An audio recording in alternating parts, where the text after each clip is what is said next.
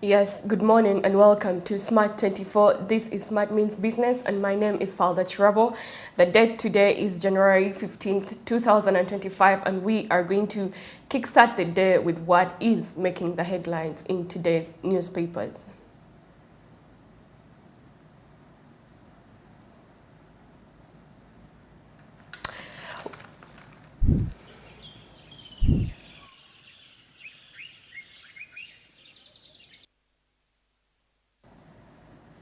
Yes, starting off with the case that has been making the headlines for over a long period of time, the case of Dr. Kizza Besigye, we see that they've reached a defiant stand where they decline Besigye and his aide Obaid Lutale laid down gauntlet yesterday, refusing to enter a plea at the General Court Martial while claiming that the arc of history will bend towards injustice if they were compelled to do so. Now, of course, the military court or the court commercial replied back saying that they have the powers to try Dr. Kizza Besigye. So we shall be continuing with the story of that, and the court is happening at Machinde. However, we see that Besigye still refuses to take a plea at the military court, and the opposition politician says that the court has no power to try him, and he claims that he continues to bid to be referred to a constitutional court. However, that miserably flops. Now, of course, we shall be continuing this conversation as he is allegedly being charged with treasury as well as possession of arms. However, the conversations about Dr. Kizza Besigye as well as his counterpart Obaid Lutale and the recent UPDF soldier who were noticed or identified by the parliament, by the police, is indeed a long one, because there's still conversations about the recent arrest of Aaron Kizza, and then Martha Karua says that she is not certain about the safety of all the lawyers who are going to be defending Dr. Kizza Besigye as well as Obaid Lutale. So these conversations are growing every other day, but of course we shall be bringing them to you. And the Daily Monitor is still shining a light on that spectrum. Now, moving forward again, yesterday we saw that this year has seen to it that at least 141 students have been able to graduate their PhD from the University of Makerere University. That is one of the prominent universities in Uganda as well as Africa at large. And they keep shining a light in the Daily Monitor on these graduates, as we of course congratulate them on this journey that has been worth the tale. Now we see that of course there is a number of situations when it comes to the research that they have been able to take, and you can be able to read more about those conversations when you grab yourself a Daily Monitor today. However, we see that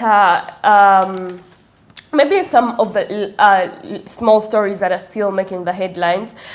We see that Chief Justice hits back at Kyagulanyi, and looking more into this story, we see that the Chief Justice, Owini Dolo, defends the judiciary against accusations by Bobi Wine, also known as Robert Kyagulanyi, that it is impartial, and Owini Dolo emphasizes that its independence and highlights where judicial decisions upheld justice, including granting Bobi Wine bail during 2021 campaigns. Now, of course, you can read that and more. However, we see when it comes to the landlord-tenant side, we see that inside a landlord, there is a tenant who actually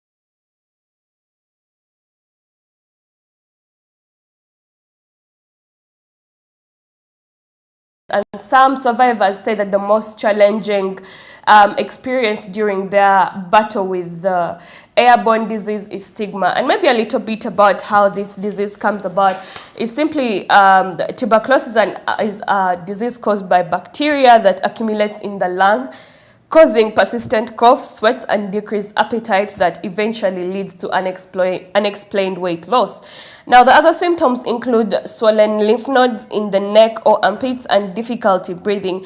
And according to World Health Organization Global Tuberculosis Report 2024, annually the world loses 1.5 million people to tuberculosis. At least 10 million people contracted tuberculosis as per the World Health Organization, and that is from 2023 until date. And since 2022, Uganda has been ranked among the 30 countries in the spotlight of the high burden of tuberculosis globally.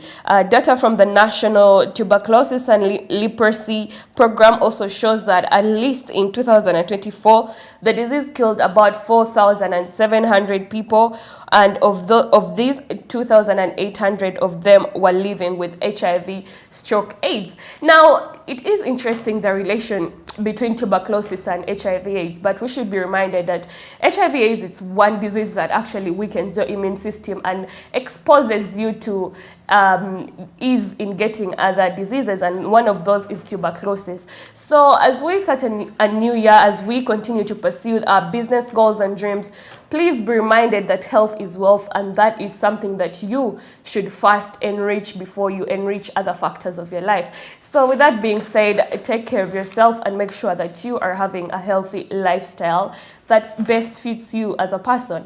Moving forward on what is making stories in the Daily Monitor, we see that Uganda is Mombasa's port leading transit cargo client.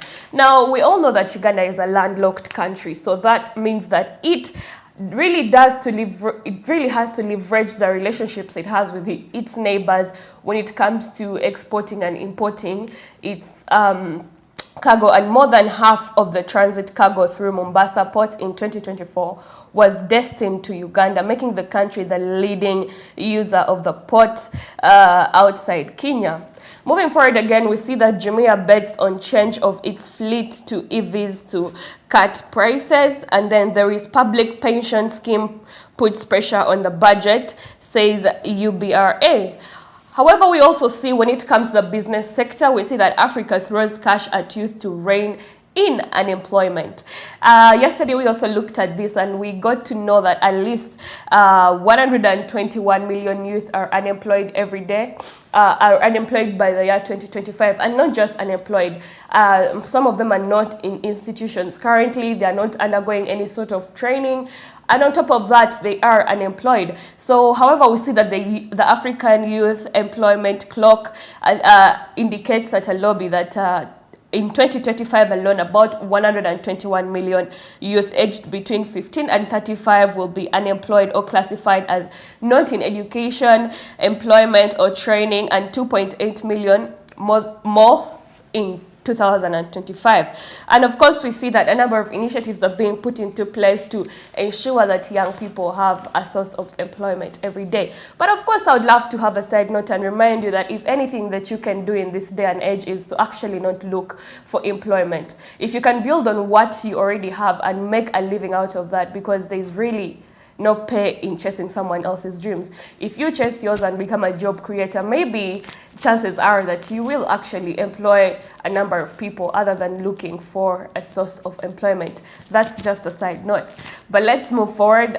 We see that the quote of the day in the Daily Monitor is coming in from Martha Karua, the regional court marshal, who says that she wants to tell the judge to advocate that, yes, I am from Kenya, but I'm still an East African and I have an East African passport. The kind of reference of me as a foreigner is not applicable. Now, when we talk a little bit about Martha Karua, she is a Kenyan lawyer who was recently accepted or given a license to represent Dr. Kizza Besigye. And of course, she must be saying this because she is being referred to as a foreigner, and yet when we look at the East African community, it is one that has people running on the same passport.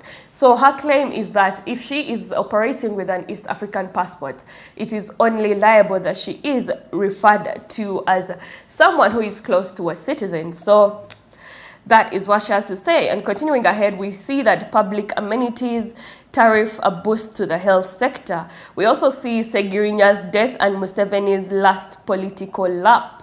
Actually, that is an article that so seems to be interesting. And maybe a little bit about it. It says that the time for abducting Kizza Besigye from Nairobi and trying him in military court was 2000, not 2024 to 2025. And that is an article coming in from Charles Onyango Obo. Of course, you can be able to read more about it when you get yourself this Daily Monitor of today. Yes. And I think moving forward, we also have Kavera manufacturers should take responsibility for the mess they profit from. That and more is what is making the headlines in the Daily Monitor. So let's take a look at what is making headlines in the New Vision as well. Yes, and starting off light, we see that how the security officers tracked down the city robbers that were gunned down the other day. We also see Makerere University's first petroleum PhD graduate so happened to graduate in the year 2025. Congratulations to the people in that space. Then also His Excellency Yoweri Kaguta Museveni attends Sustainability Week in Abu Dhabi. And maybe to get a little more intel on these stories, we see that His Excellency Yoweri Kaguta Museveni is to tip leaders on Uganda's transformation. And a woman has been arrested over the death of her mother, of a mother and stealing baby. Now, it's been a minute since we had such news making headlines, but I guess the time has come back again where we see that young women are murdering each other over children or child loss. Now, interestingly, this happened while police was launching a report in February. The report indicated that a total of 4,248 murder cases were reported to the police by the end of 2023 compared to an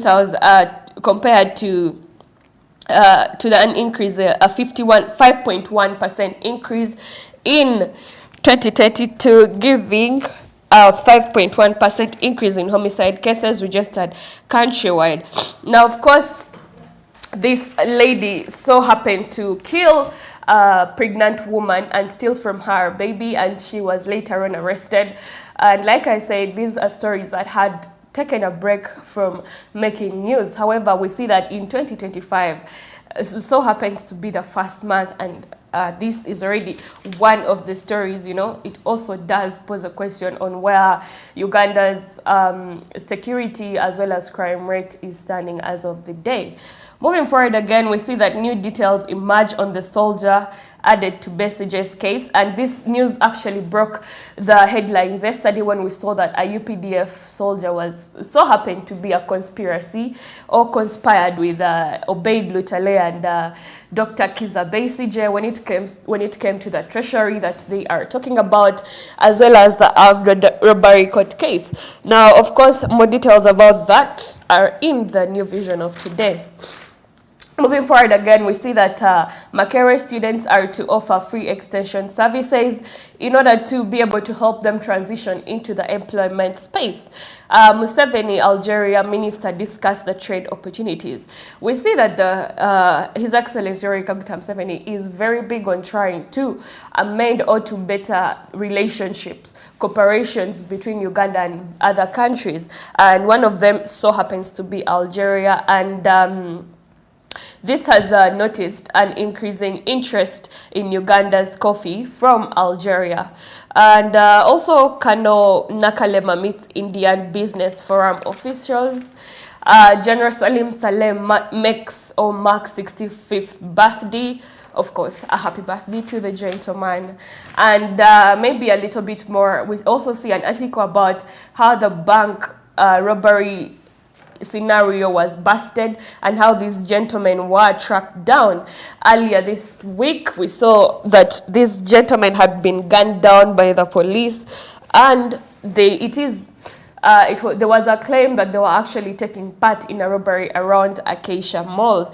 6 of them were gunned down dead, whereas 2 of them are being held in custody because of the failed robbery attempt. However, we also see that the government seeks 448 billion Ugandan shillings for new vehicles training.